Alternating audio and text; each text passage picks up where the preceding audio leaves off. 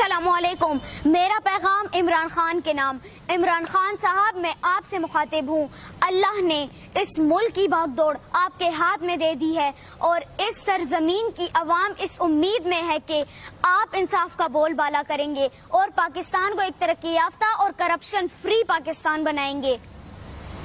بدقسمتی سے پاکستان غربت کی آخری حدیں پار کر چکا ہے اور قانون کو تو مذاق بنا دیا ہے. ہر ادارے میں کرپشن، ہر ادارے میں لوٹ مار جاری ہے.